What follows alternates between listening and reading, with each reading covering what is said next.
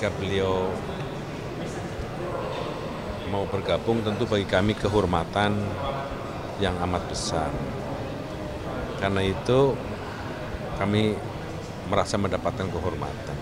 Itu didukung karena ada upaya-upaya yang makin kuat bahwa misalnya pencetakan sawah baru di Merauke dan di banyak tempat mulai menunjukkan hasil yang konkret. Laporan menunjukkan bahwa pencetakan sawah baru di banyak tempat, di Merauke, dan intensifikasi sawah, perbaikan irigasi, penambahan anggaran di bidang pupuk, termasuk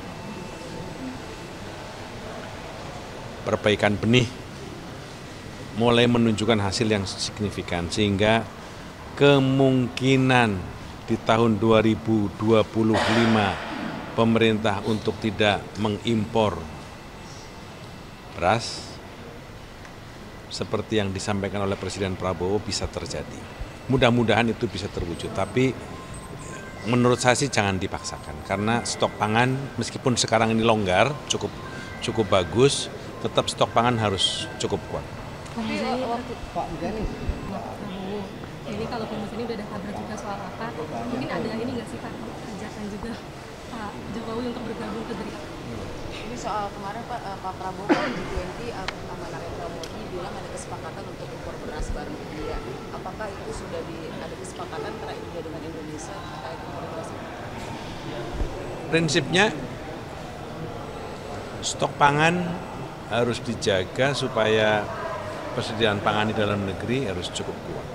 Dan Pak Prabowo akan berusaha sekuat tenaga untuk menjaga stok pangan dari persediaan yang bisa dihasilkan dari dalam negeri. Karena itu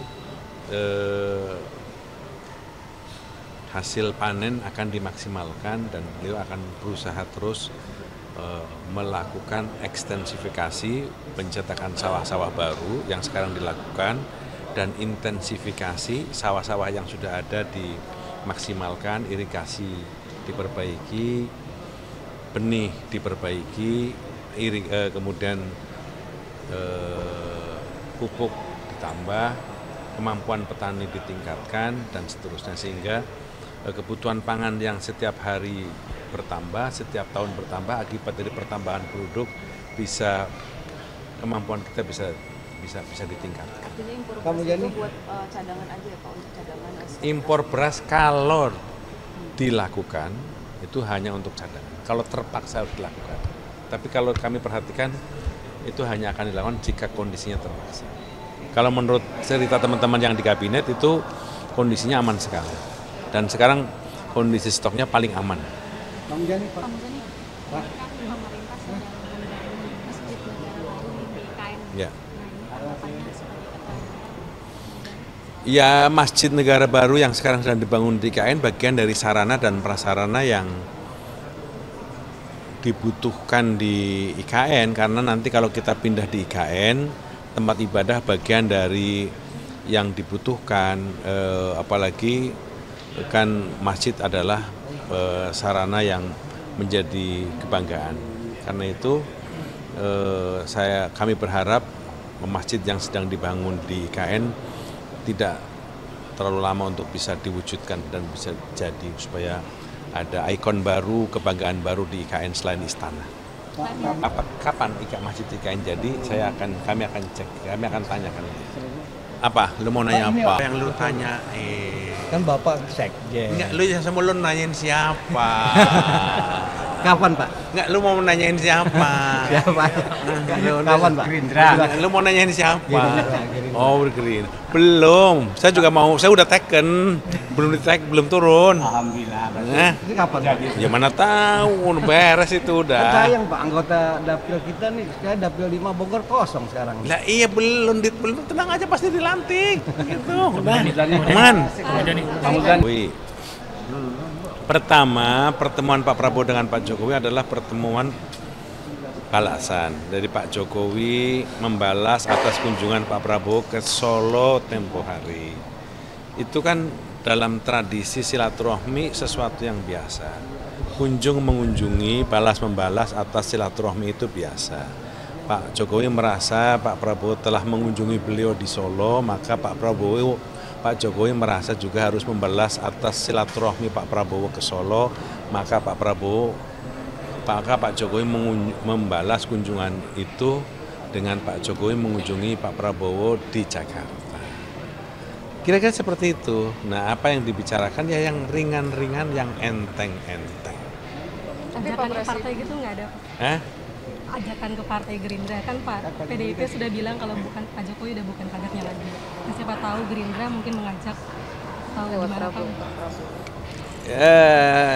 Secara spesifik enggak. Cuman prinsipnya kan kalau Gerindra adalah partai terbuka. Partai terbuka itu artinya kita terbuka dengan jangankan orang dengan sekaliber Pak Jokowi sebagai mantan presiden yang memiliki jasa dan ketokohan yang semua orang sudah mengakui, jika beliau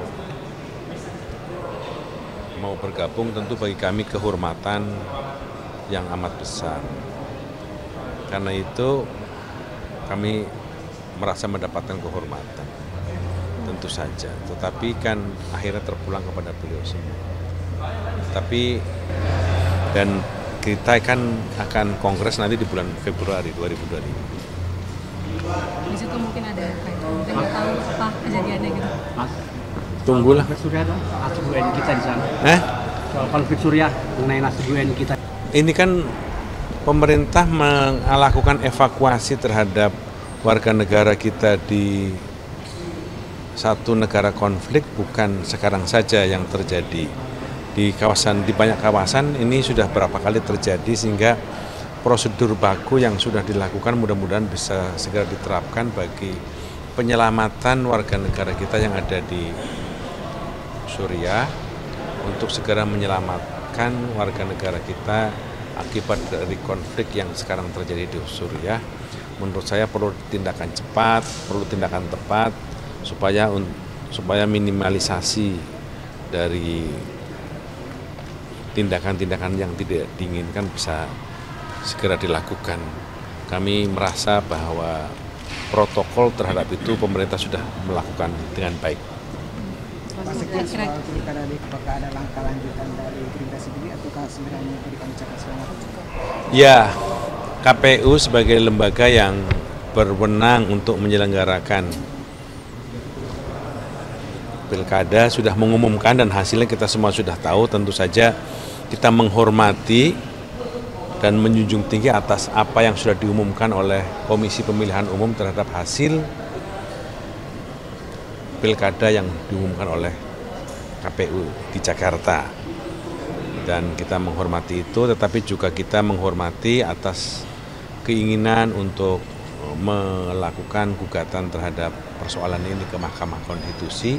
Kita menghormati, nanti proses itu biarlah nanti di Mahkamah Konstitusi yang memutuskan. Karena apapun proses itu terbuka untuk terjadi di Mahkamah Konstitusi. Kan diberi waktu 3 hari apa ya setelah Iya, sidangnya. Nah, iya makanya. Ada jadwalnya belum Pak mungkin.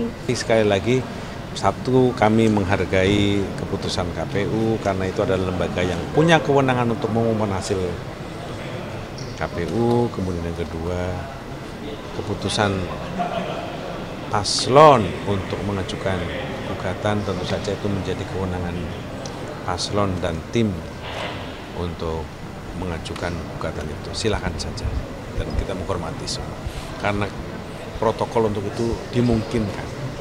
Tapi Pak Sekjen sendiri optimis bisa mengundurkan diri karena dari siarannya sendiri kan sebenarnya Nanti KMK ya yang akan kita perhatikan, kita ikuti semuanya ya. Soal PPN 12%, DPR dan pemerintah sudah menyepakati untuk dikenakan ke barang mewah. Kalau sikap MPR sendiri supaya kebijakan rakyat seperti itu? Dari kajian yang kita dapatkan begitu, artinya PPN tetap diperlakukan tapi hanya untuk barang mewah. Tidak dikenakan untuk makanan, tidak dikenakan untuk minuman, tidak dikenakan untuk transportasi, tidak dikenakan untuk kesehatan, tidak dikenakan untuk pendidikan, semua sektor yang terkait dengan kehidupan rakyat kecil tidak dikenakan PPN 12%, hanya barang mewah. Artinya tidak ada sekalipun efek tidak langsungnya tidak akan membebani rakyat. Enggak. Sebenarnya dari sisi itu nggak ada problem sebenarnya. Ya. Terima kasih. Terima kasih.